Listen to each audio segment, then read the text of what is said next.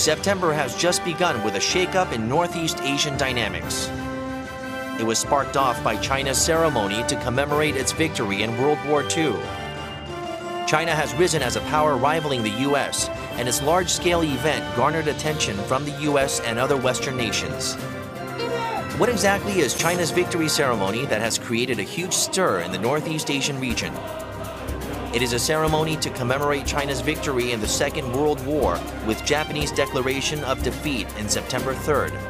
It has been a national holiday for China since 2014. It involved the first military parade after Xi Jinping took office, which became the highlight of the ceremony.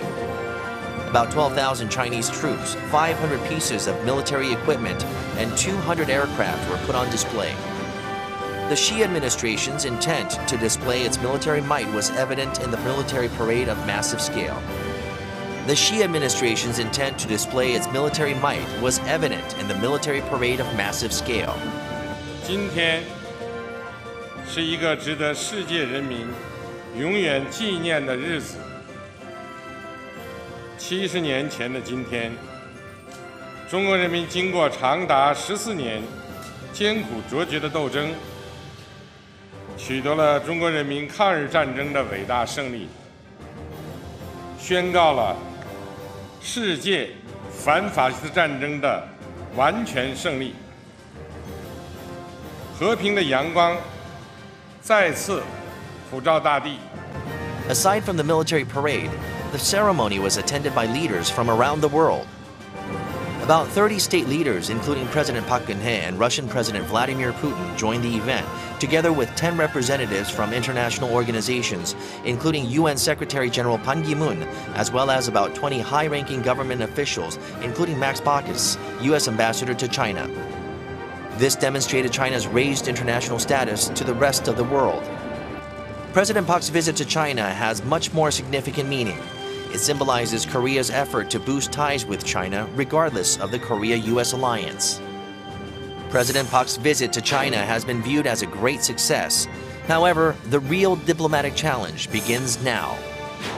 Trilateral relations among Korea, China, and Japan are going to take a new turn, and at the same time, Seoul needs to build on its alliance with Washington under a new strategy.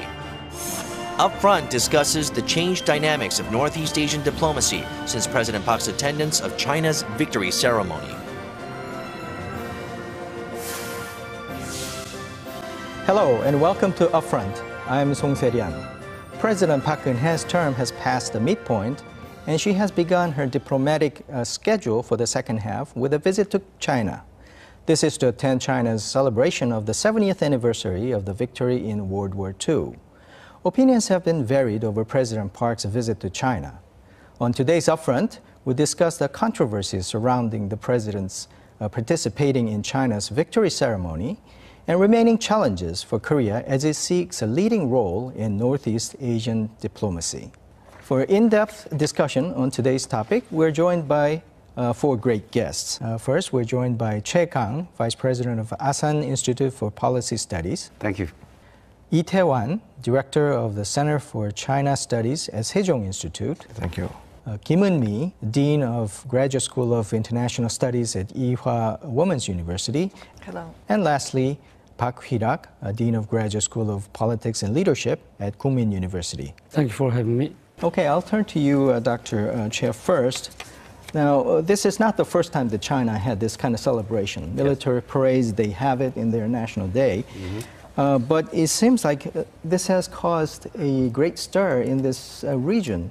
People have been uproar about China's display of military power, and they have invited so many different guests from around the world. Why such a big deal? First of all, I think it's been so much exaggerated. It seems to me that there's a trend in the region, for example, rising China, normalizing Japan, rebalancing the U.S., backsliding North Korea. So it is happening against those backdrops. But actually, this is 70th anniversary of achieving the victory in World War II. So they have to celebrate in one way or another. And also, President Xi Jinping has entered into his third year in term. So actually, he has to show the Chinese public about his leadership, the Chinese role in the region as one of the key players in the region. So it seems to me that not really directed toward the outside the world. My take on this is more internally oriented moves to boost up domestic morale, and we should remain united together. And then we have to march together toward, like, for example, the ultimate goal is egalitarian society in the region. So that's a Chinese motive. So I don't think it's really kind of breakthrough or turning point of Chinese foreign policy at all. This trend has been with us for the past, I think, at least 15 years. So it maybe China feels more confident about in its capability. And also it shows clear determination and a willingness to be the major players in international politics. I see. Professor Kim, I don't know if you agree with that sentiment, but regardless of that, there is a controversy within Korea as well, whether President Park Geun-hye's visit was wise. And I think that comes from this concern that, well, there's this U.S. relationship that Korea has a tradition, very strong. And then China seems to be displaying this mighty power, military power. So do you think that there is a controversy, a legitimate controversy, or do you think that it's also exaggerated? I think slightly exaggerated, but I have to say that President Park's visit to China was warmly greeted by both parties, and I was quite pleasantly surprised by that. Even Moon Jae-in also said this is a good time for the visit, and I think this is because it follows on after the confrontation between North Korea and South Korea, that President Park now enjoys a very high popularity among the South Koreans. Hence, whatever she does, I think she's getting a good, favorable view. If she was going on after a coattail of a very different relationship with North Korea, I think she may have hesitated in going. And also the mood for her visit to China may have been more scrutinized than in the past. So I think overall the response from the public as well as the media and political parties have been in general favorable. I do think the media sometimes wants to exaggerate the power play. Are we coming too close to China vis-a-vis the U.S.? But I hope we're past that we're seeing that Korea has a very strong military and a strategic alliance with the United States, and it's simply, and very importantly, addressing the growing economic and other powers of China and trying to rebalance that. It's not, I don't think it's a zero-sum game that some of the media wants to highlight. Right, I think we have to come back to the point that we usually talk about this equal distance diplomacy, the kind of stuff between the China and U.S., but I think there are ways, and we have to overcome that dynamics, but we'll have to come back to that.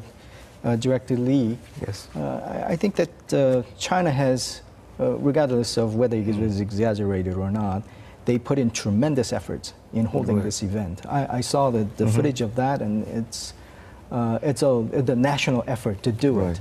Is there any particular purpose in doing, making such a big event? Well, it's actually the spirit of this ceremony. They so-called, they put it in 4 terms. Is first of all,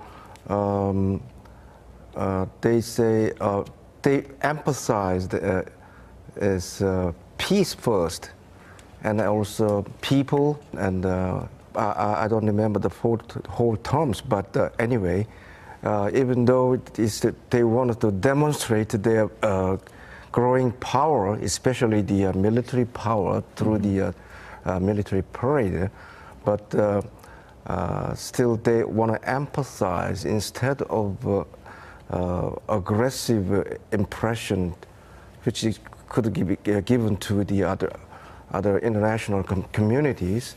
So to avoid that kind of image, they emphasized the peace. Also, they wanted to show as a big power, a growing, a rising power, they wanted to get together. They wanted to send a message to the whole country in the world. You know, just that China does not want to be aggressive power. They want to be a legitimate power and to be a leader in this region. Professor Park, that as Director Lee was mentioning, the peace message was there, but it's a little bit odd to look at this mighty display of military power and talk about peace. So there is we understand the narrative, but I think there are a lot of people who are suspicious of that message itself. I guess I'm kind of specifically talking about the Western leaders who were invited. The President Xi Jinping invited about 50 heads of states, but only a handful showed up. And U.S. and none of the Western powers showed up. And in fact, in the Free Democratic front, probably the Korea is the only one who showed up, even at the military parade. Do you see that there's a discrepancy in what the message put out by China and how it was received by the rest of the world? I think that President Xi made some kind of success in domestic issues, but I think that internationally, I don't think that Xi Jinping made some success. That means that, as you said, they showed military might to the world and say a peace without any visions or plan for the future as a second economy in the world. So how could the world people believe in China? So I think that many kind of Western kind of leaders or peoples may think that China still is a big but still not a kind of leading country in the world. They did not demonstrate any visions, values, or plans for the actual peace. And as you pointed out, that the problem of South Korea is that South Korea was the only U.S. ally which participated in that ceremony. It is not that kind of big deal, but it could be a beginning or a starting point of a big deal. That means if you see the participants of the ceremony, they are mainly from the nations of the continent. And the U.S. side is mainly maritime powers. So there could be some kind of a divide between continental power and the maritime power. And we may be considered by the U.S. and Japan that we decided to be on the continental power side.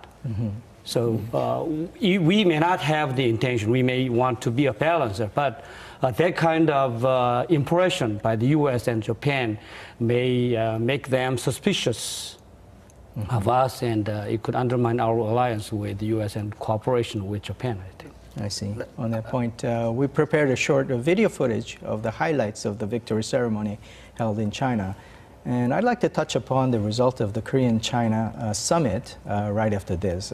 Take a look at the footage before we continue.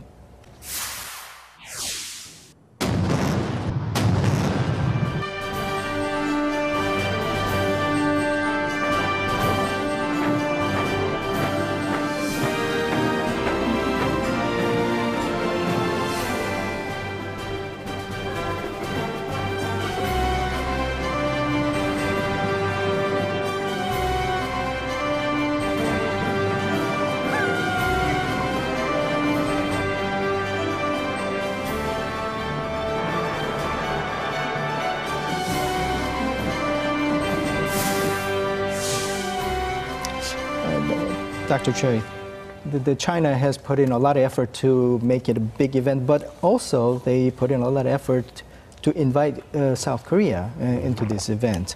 What does China get out of having China highly profiled in that event? Of course, actually, China wants to be the major player in constructing new regional order in the region. So that's why they actually put lots of efforts in bringing in Korea much closer to China's stance on various occasions. So that's their intent. So, but actually, we have to look at what is the nature or current state of relations between U.S. and China. It's not really conflictual or confrontation at all. They are mutually interdependent. They have to work together, they know. But they like to compete. Who is going to be leading player? So not actually the confrontation, but the competition and cooperation. So, but in the underlying, the Chinese intent is to strengthen its base in the region. So that's why they desperately need South Korea's support and cooperation with China. But actually, I'd like to come back to your question about why there was that many the Western leaders at all. Actually, usually, whenever there's military parade, the diplomatic corps in the capital, actually, they attend.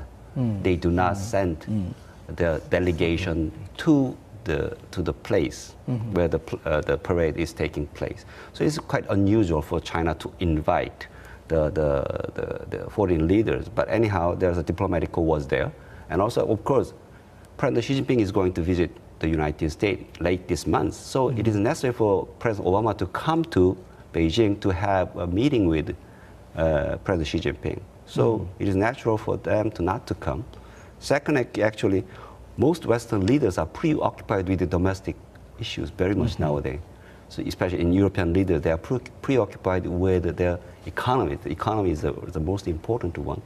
Third, actually, Xi Jinping had made several visits to Western countries already.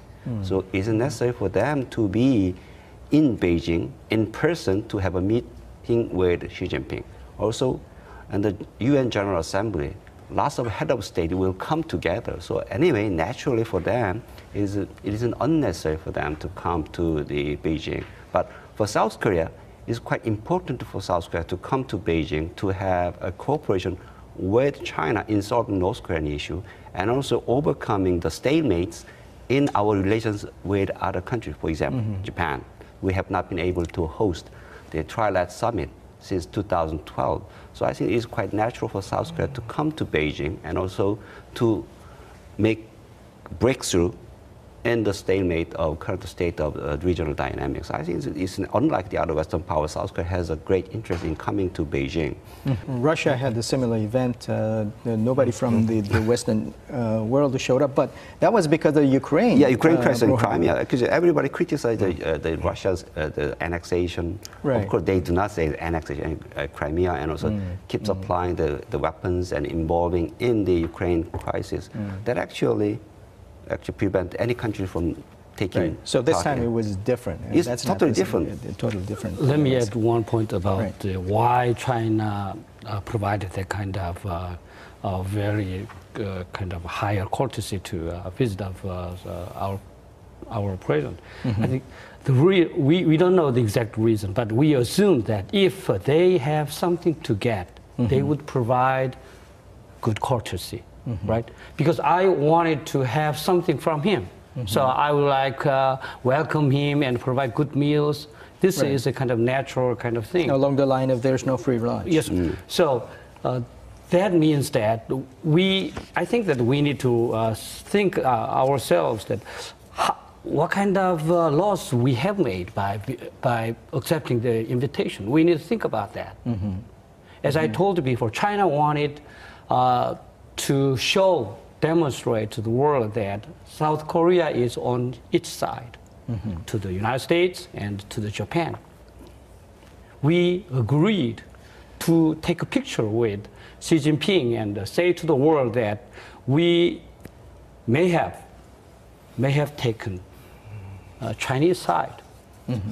And as you well know, there's a risk. Risk is that U.S. would think that the alliance might not be same as the past, and Japan may think that we need to fight the South Korea if we have some kind of skirmish over the Senkaku Island.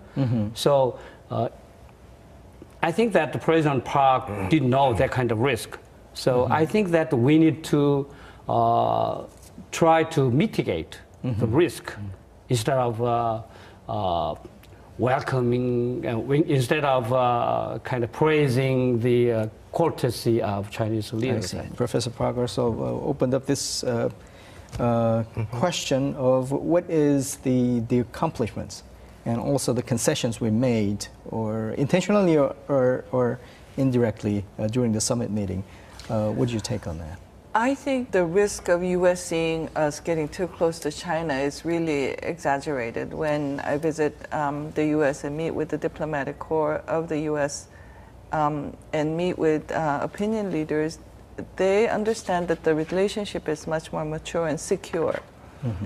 you only ask a child if you love your dad or love your mom more. I think the U.S. and others recognize that Korea is now a grown-up, has its own opinions, and I think the recent dealing with North Korean aggression shows that Korea has really come of age and is now dealing with its matters on its own peninsula, on its own, with the help of others, of course, but it is really taking the owner's seat. And I hope that understanding is recognized and believed by more people rather than to exaggerate the controversy between U.S. and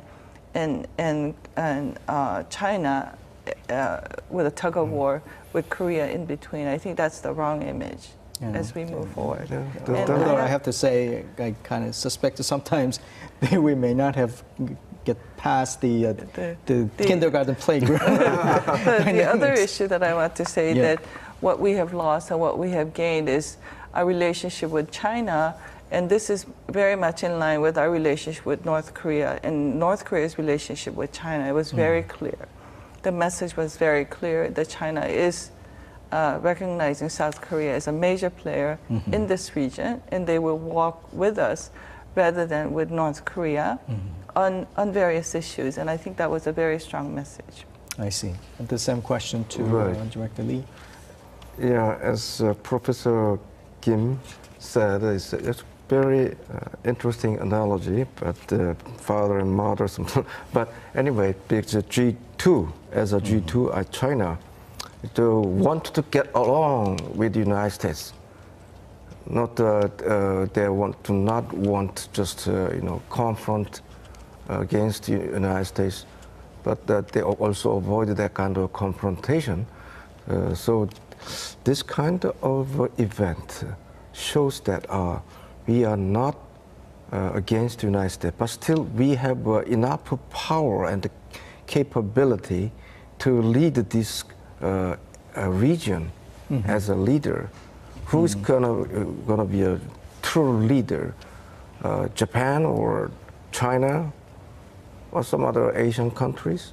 Well, that is, I think, is one of the Chinese intention to invite Korea so eagerly, because as a U.S. allies, I think it's in Asia the only one country invited and invited but attend.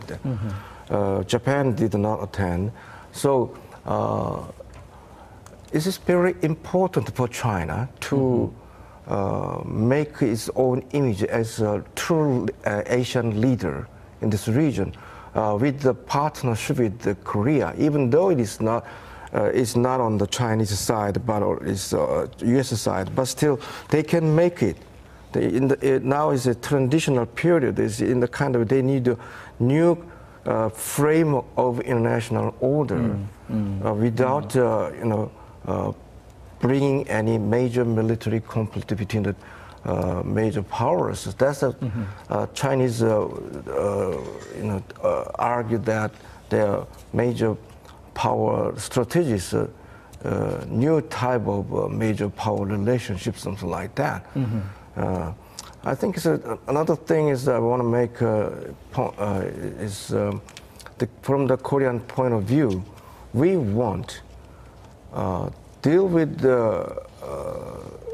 China because mainly because of for economic and the security reasons. Well, China is the #1 trading partner to Korea, so we want to continue this kind of economic relationship and deepen the relationship. But also what's more important is China is an essential, crucial country to bring or realize the reunification of the Korean Peninsula, as well as the peace on the Korean Peninsula.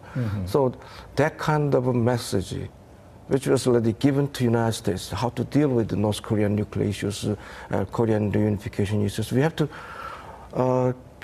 we have to deal with China first, but the U.S.-China is too busy to deal with our problems, and so Korea is no longer a baby. So even though we are close allies in the United States, still we have to make our own position on this issue, and we need to persuade both.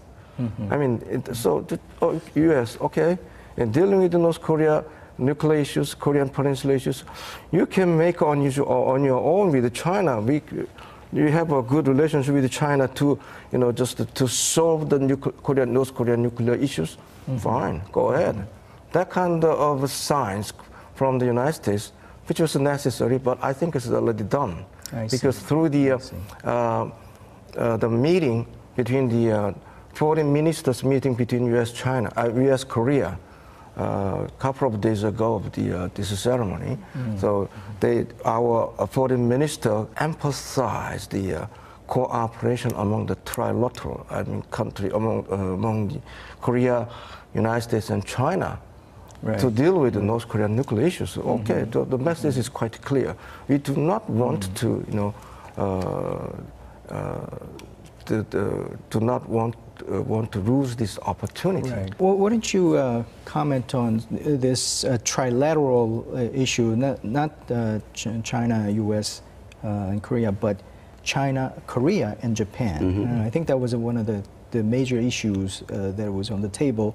And to an extent that the President Park has suggested it, and the China has kind of accepted, and subsequently Japan was amenable to kind of agree on the in principle the meeting. So in that sense, there is a kind of a leadership role. Do you count that as an accomplishment? I think that's the most important accomplishment she has made upon a trip this time, not on North Korea. Rather, there's a resumption of Trilateral Summit, because this is the last year South Korea can host the Trilateral Summit. So, for example, we have very bad relations with Japan, and also Japan has very bad relations with China. So, unless we have some kinds of breakthrough out of get out of this confrontation or dispute among ourselves, it's not possible to do anything positively. Economic integration, economic cooperation among ourselves. So I think this is very important, and also, of course, don't expect too much about Trilateral Summit, because it is more designed to promote economic and social contact among the countries in the region, not solving the security issue. So we will remain, but anyhow, we will be able to further consolidate the ground for future cooperation. So, for example, we have, I think, more than 100 projects we agreed among ourselves. I mean, Korea, Japan, and China. But none of them has been working properly. But I think we have seized the opportunity to revitalize those agreements and measures. So I think maybe this is a groundwork for future cooperation and future relations, not actually solving the immediate problem we have right now.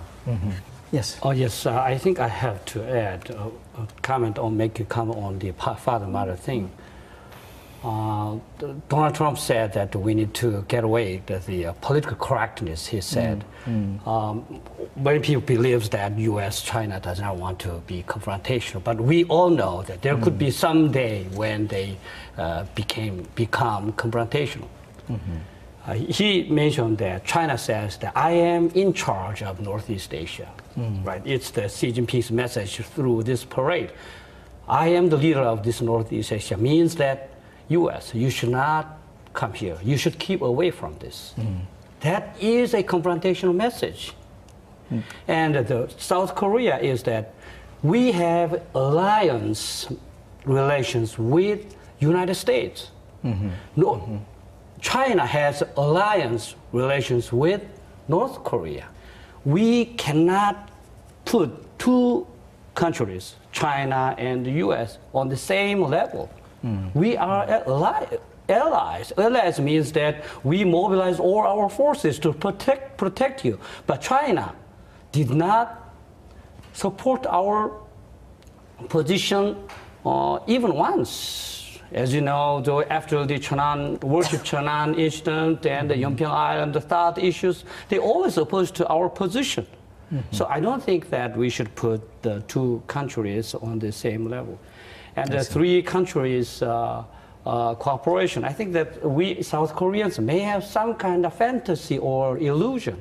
That means we may become the balancer. Balance between China and the US, and balancer between China and Japan. But in the theory of the power politics, to be a balancer, you need to have a power to shift the balance. And at the same time, you need to have a flexibility of positions. If you think that A side is stronger than B, you need to make an alliance with B. You need to make a balance. Right. We need to change the positions all the time, but we have very strong antagonism with Japan. We cannot change the sides. And he said it would be the kind of one kind of achievement through this parade kind of summit meeting that we want to have. We will have the kind of summit meeting, but we need to see whether it could happen. There is a Japanese opinion. If Japan does not agree on that, we will not have the meeting. Probably this is a good time to bring in outside perspective. Korean Peninsula was a critical issue discussed during Korea-China summit. Before we move on to more of a North Korean issue, we're joined by a Chinese professor who is an expert on international relations. It is Professor Hwang Jin from the National University of Singapore. Let me just get to the question. China has recently held a ceremony to celebrate the victory in the World War II, and China has put in greater efforts to the event than ever before. What do you think is the intention? How can China benefit from holding such a big event? I think the intention is threefold. The first is to show that China has adequate capability to defend peace and its national interests, especially at a time when the U.S. rebalance policy seems to have put China's security environment in a difficult situation. And secondly, as China is going through anti-corruption campaign, and also China going through a kind of economic reform, which resulted in expected slowdown in the economic development, this parade has shown the confidence and the national aspiration to move forward and realize Xi Jinping's so-called China dream. Last but not the least, of course, it also shows that China's willingness to work with the countries that are friendly to China for a common purpose. That is, in Xi Jinping's words, we all live in a community of common destiny, and therefore peace, stability, prosperity is a common goal of China and the countries around China. Russian President Vladimir Putin had a bilateral summit with the Chinese President Xi Jinping. What do you think is the major issue in Beijing-Moscow relations? Do you think the visit of Putin has contributed to boosting strategic cooperation between the two countries? Of course, China and Russia has shared interests in regional stability and development.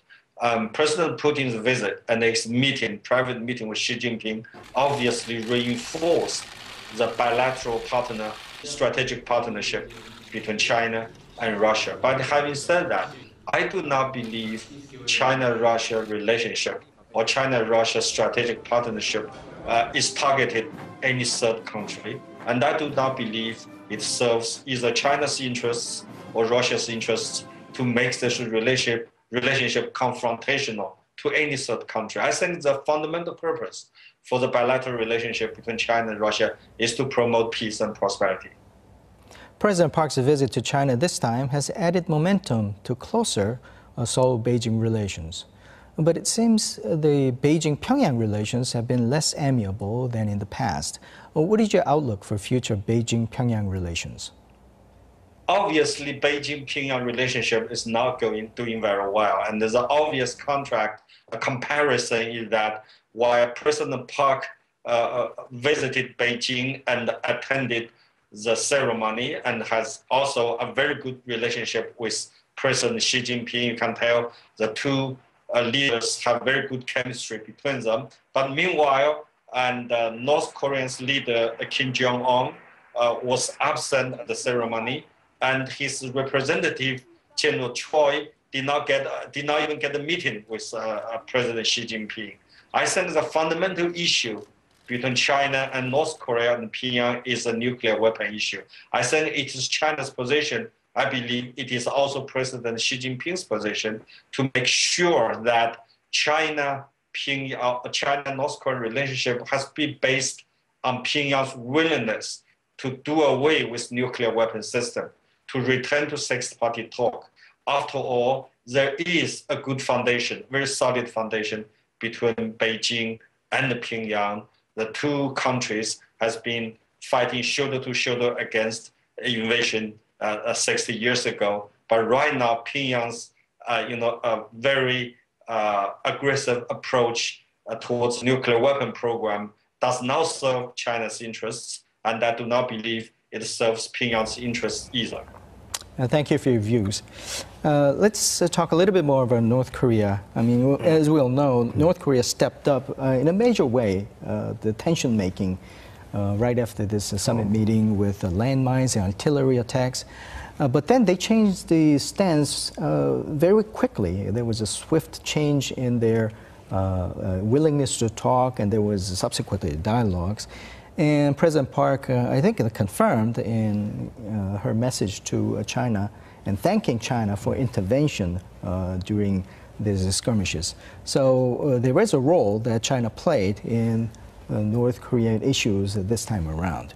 Do you think this is going to be an ongoing thing because we are kind of getting closer to China and also working together in the regional issues? What do you think? Well, I certainly hope so. I hope this better relationship between South Korea and China will help broker a relationship with North Korea. If they can play, I would say, a supporting role for South Korea's wish to have a peaceful peninsula, have a denuclearized peninsula, if China is on board and keep pressing North Korea on those issues, I think that's a really good sign. And if we move forward on this stance, I think it's better for the whole region and the world. China, I think, especially with President Xi Jinping, has been much more favorable towards South Korea. Maybe there is something to do with the personal relationship that he has cultivated with President Park when they are both not in this premier position. Maybe that has a lot to do with Chinese concept of guanxi and so on. But I think they now see that the economic interdependence of the two countries, South Korea and China, may be greater from South Korea's perspective, but it is very important and significant, much more so than its relationship with North Korea. I think so there's a realistic perspective from China in working with South Korea. We have many South Korean companies that have set up companies in North Korea, in China. Their trade is ever growing and so on. So the economic reality of the two countries is much more aligned than in the past. So the relationship as we go forward, I think, is going to be stronger. I see. Professor Park, on the North Korea side, they sent Choi Ryong-hae. Of course, Kim Jong-un did not attend. Some people see it as a willingness to talk and have a better relationship with China, or some people see it as a kind of expression of displeasure. How do you see that? Yeah, there could be some kind of dissatisfaction with the Chinese attitude toward South Korea from the North Korean perspective. But I think that this is a kind of one event, so it is very premature to determine the kind of real nature of the Chinese and North Korean relations. And as you asked Professor Kim, that North Korea may have agreed to have a talk on the mine explosion incident by the pressures of the China. I think that could be a part of it, but I don't think that is a good kind of explanation of that. That means that I think that North Korea may have good intention to have a good relationship with South Korea. They may be very tired of continuing this, and judging from the Kim Jong-un's comment after the agreement, they may have willingness to have a good relationship. We did not agree on the meeting and the kind of agreement by the pressure of the U.S. We did not.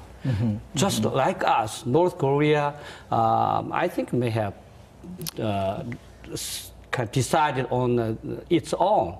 So I think that the most important thing is we need to see ourselves as a kind of a leader of the issues on this peninsula. Instead of consulting with other powers. We may need to listen to their opinions, but we have to decide ourselves, and we have to consider North Korea decide on their own. This kind of attitude, I think, can make some kind of a combination of two Koreas and deepen the cooperation. President Park had a packed schedule for her 3-day visit to China under the goal of gaining influence in Northeast Asian dynamics. First, the president had a summit with Chinese President Xi Jinping right after her arrival in Beijing. In the 6th summit between Seoul and Beijing, the two leaders discussed a variety of issues, including the bilateral ties, North Korean issues, as well as peace and security in the Northeast Asian region. President Park also had a meeting with China's Premier Li Keqiang and discussed further economic cooperation between the two countries, including the Korea-China FTA. Participating in the Korea-China Business Forum with the largest ever economic delegation of 156 people, President Park discussed the expected impact of the Korea-China FTA as well as issues surrounding the AIIB. Secondly, President Park Geun-hye participated in a ceremony that celebrates the 70th anniversary of China's victory over Japan, where Korea was the only U.S. ally present. Russian President Vladimir Putin also attended the military parade and had a discussion on Korea-Russia relations as well as the Korean Peninsula with President Park. Lastly, the president attended the reopening ceremony of the Provisional Government Building of Korea in Shanghai. The Provisional Government Building is a symbol of Korea's efforts for the restoration of its sovereignty. President Park Geun-hye paid her respects and encouraged the descendants of independence activists. 제 개관식은 우리 독립항쟁 유적의 역사적 의미와 가치를 한중 양국이 함께 공유하고 있다는 것을 보여주고 있습니다. President Park's visit to China coincided with the beginning of the second half of her term. Hopefully, it signals the beginning of Korean leadership in Northeast Asian diplomacy.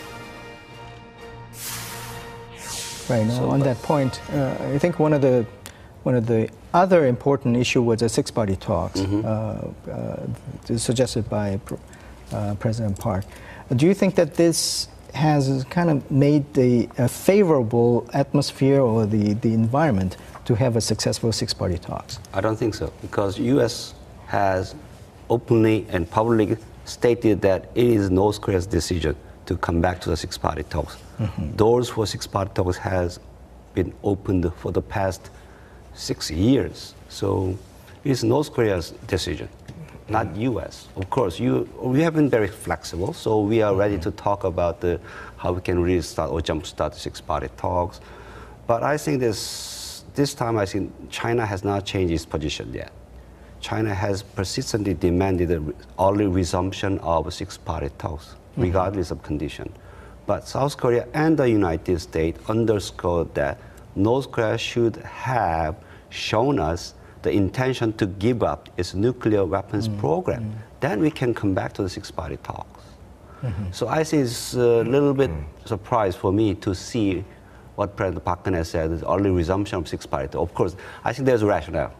Because without having the progress in the nuclear front, it is not possible South Korea to make a progress or further continue to its cooperation with North Korea, definitely. So from South Korean perspective, we have to have the progress in the nuclear front in support of this inter-Korean relations. That's why she said those. But actually, she will come to D.C. to talk with President Obama. I think she will deliver her message about the six-party. So kind of complicated relations about six-party talks, inter-Korean relations, and our relation with China and U.S.-China.